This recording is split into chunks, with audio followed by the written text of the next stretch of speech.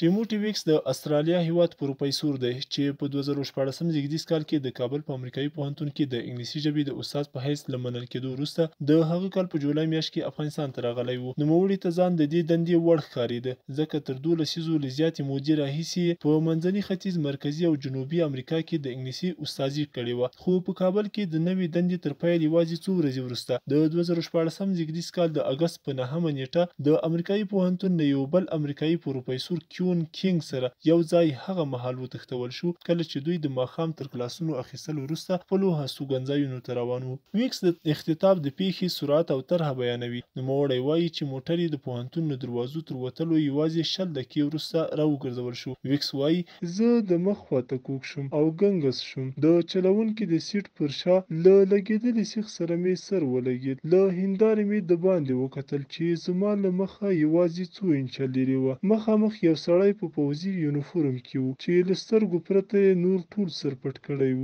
او ټوپک ورسره و. وروسته ګنګس شوم او سخت ذوب مې وکړ چې تر راتلونکو څو ساعتو پورې ترې راونوتلم. ویکس په لومړیو کې نه پوهېده چې نوموړی د طالبانو لخوا تښتول کېده. نوموړی د هغه مهال کیسه کوي چې د طالبانو جنګیالو دی او پروفیسور کیون کینګ یوه وین موټر ته ورننه ایستل او د غاړو تر شا یې وسلې ورته نیولې وې. ویکس وایي په موټر کې د سر د خوږېدو له امله یې سر یو څه څیرې شوی و. په موټر کې یو ناست طالب یې له ویښتانو وینه پاکه کړه. ټپ یې وکوته. دی وایي زه پوه شوم چې ورته ویل شوي چې باید ژوندي مو راوړي. ویکس او کینګ په زیات تېز سرعت له یوه پوځي چیک پوسټ په تېرېدو له کابل نامعلوم موقعیت ته یوړل شول. دې پیښې نړیوال سرټکي جوړ کړل او نه یوازې پر افغان حکومت بلکې له طالبانو سره پر جنګېدونکو نړیوالو ځواکونو هم فشار راوړ. ویکس زیاتوي لږ تر لږه 6 ځله امریکایي ځواکونو د دوی د ژغورلو هڅه کړې وه. تر تښتول کېدو څو ورځې وروسته د هغه وخت امریکایي ولسمشر باراک اوباما د امریکا نیوي سیلز ځواکونو ته د یوې شپنۍ چاپې امر وکړ څو د وسلوالو له یو پناه ځایه دوی راخوشي کړي. په چاپه کې 7 کسان ووژل شول او بندیان له هغه ځایه بل چیرې انتقال شوي وو. په 2018 زیږدیز کال کې طالبانو د ویکس او کینګ یوه ویډیو خپره کړه. دوی دواړو خپلې ازادۍ غوښتنه پکې کوله. د همدې کال په وروستیو کې ویکس په یوه بله ویډیو کې راښکاره شو. د استرالیا له حکومته یې غوښتنه کوله چې د ازادۍ لپاره دې له طالبانو سره مذاکرات وکړي. ویکس د طالبانو په بند کې تیر کړی وخت سخت بولي. نوموړی وایي دا یو زندان و. موږ په زندان کې ساتل شوي وو. د بندیانو په سترګه راته کتل کېدل. موږ ته به د ژوندي پاتې کېدو لپاره څه خواړه راکول کېدل. دا په ځایي بازار کې له موجودیت او همدارنګه په ژمي کې د هوا له حالت سره تړلي وو. واوره به زیاته لوړه وه. کله چې موږ ته 1 یا 2 ځله د واورې د کتلو اجازه راکړل شوه نو 1.5 متر لوړه شوې وه. که به اړتیا وه دوی به په همدې واوره کې بازار ته تلل. دا هم و چې کله به په بازار کې پولیسو یا ځایي پوځ ګزمه کوله او یا د کشف کېدو ویره به ورسره وه نو بازار ته نشوی تلای.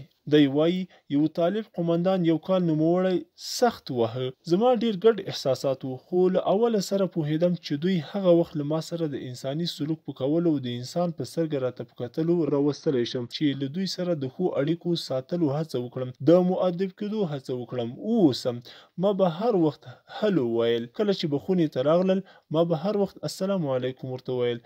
ما د امکان تر حده هڅه کوله چې پښتو ژبه زده کړم څو له دوی سره خبرې وکړی شم او د خپل ملګري لپاره ترجماني هم وکړم.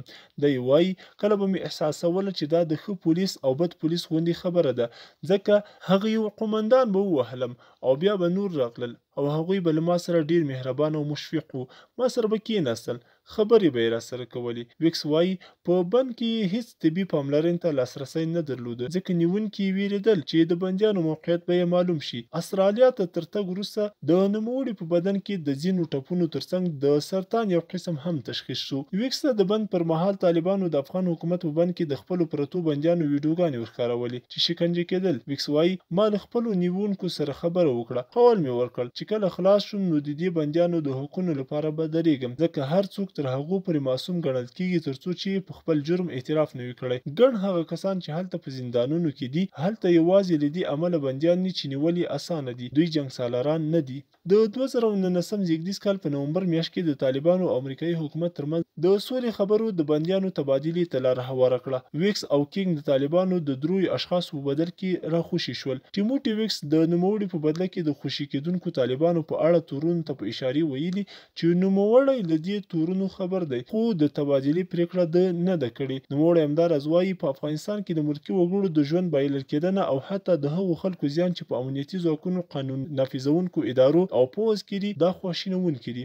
ازادۍ ویکس ته آرام ورکړ او امریکایي ولسمشر ډونالډ ټرمپ او د استرالیا لومړي وزیر سکاټ موریسن یې هرکلی وکړ. استرالیا ته تر بیرته ستنېدو یوازې څو میاشتې وروسته چې نوموړي په سیډني کې د خپل ژوند په بیا جوړولو پیل کړی و، ویکس وویل چې د طالبانو امریکا د هوکړې د لاسلیک مراسمو کې د ګډون لپاره د طالبانو په بلنه د قطر مرکز دوحې ته سفر کوي. قطر ته د نوموړي د سفر په مهال د طالبانو ویاند ذبیح الله مجاهد یو انځور خپور کړ چې ویکس دودیزې افغاني جامې اغوستې او له انس حقاني سره ناست و، څوک چې د نوموړي په بدل کې راخوسی شو. ویکس وایي د ټویټر حساب تر خلاصولو وروسته چې د بندیانو په حقونو او په قطر کې د سولې د روانو مذاکراتو په ملاتړ ټویټونه پیل کړل، نو د طالبانو د لوړپوړو غړو په شمول ګڼ شمېر اشخاصو اړیک نیول ورسره پیل کړل. د زیاتوي له همدې کسانو یو کس وړاندیز وکړ چې ښایي زه هلته تګ خوښ کړم او د سولې د لاسلیک په مراسمو کې ګډون وکړم. ټیموټي ویکس وایي دې بلنې ته یې له طالبانو سره د ملګرتیا جوړولو د لارې په سترګه کتل. نوموړی ټینګار کوي چې سفر یې له استرالیا له حکومت سره په همکارۍ کړی، که څه هم حکومت یې له ارادې خوشحال نه و. نوموړی د طالبانو په اړه د خلکو د منفي نظریاتو په اړه وایي زه له داسې حالت سره مخ شوم چې د طالبانو زیات بدل طرف مې ولید، هغه چې خلک یې بیخي نه ویني. ما د دوی په ورځني ژوند کې ولیدل، ما ډیر شخصا ولیدل چې دوی یو بل سره څنګه مجلس کوي، ما له خدای سره د دوی اړیکه ولیدله، زه وخت ناوخت د دوی کلک او ټینګ ایمان حیران دریان کړی وم. ټیموټي ویکس د 2018 کال د مې په 15 نیټه اسلام قبول کړ. هغه وایي دا پریکړه له طالب قومندان سره د زیات سخت وضعیت تر تیرولو وروسته وکړه. نوموړی وایي کله چې موږ بالاخره له هغه حالته وایستل شو او یوې ښې خونې ته چې کړکۍ یې درلوده او اسمان مو ترې لیدلی شوی یوړل شو، زه دومره منندوی شوم چې غوښتل مې یو څه وکړم. یوازینی هغه څه چې ما فکر وکړ کولی شم دا و چې له خدای سره یوه ژمنه وکړم. ویکس د اسلام قبلولو پریکړه داسې فیصله بولي چې د ژوند یې وربدل کړ. دی وایي دا ډیره سخته ده چې خلکو ته یې تشریح کړم، خو زه پوهیږم چې اسلام ماته زیات اطمینان او امن راکړی او د هغو حالاتو د زغملو توان یې راکړ چې اوس ترې تیریږم. ویکس وایي له خپلې کورنۍ سره د اسلام په اړه خبرې کول ورته لږ سخت و. دی وایي زه له خلکو څخه ځینې غبرګونونه ترلاسه کوم چې ما د طالبانو ګوډاګی بولي، یا وایي چې سټاکهوم ناروغي لرم. زه هیڅ د سټاکهوم سنډرم ناروغي نه لرم. د اسلام قبلول داسې پریکړه ده چې زه به هیڅکله پرې پښیمانه نشم.